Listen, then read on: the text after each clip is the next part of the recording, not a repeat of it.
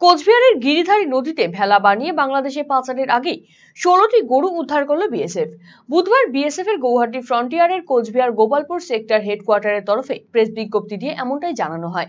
জানা গিয়েছে, মঙ্গলবার মধ্যরাতে পদ্মমারি বিওপির ভারত বাংলাদেশ সীমান্তের সিঙ্গিমারি এলাকায় গিরিধারী নদীতে কলা গাছের গুড়ি দিয়ে ভেলা বানিয়ে 16টি গরু বাংলাদেশে পাচারের চেষ্টা করছিল পাচারকারীরা। ঠিক সেই সময় বিএসএফ এর জওয়ানরা বিশেষ অভিযান চালিয়ে 16টি গরু উদ্ধার করে।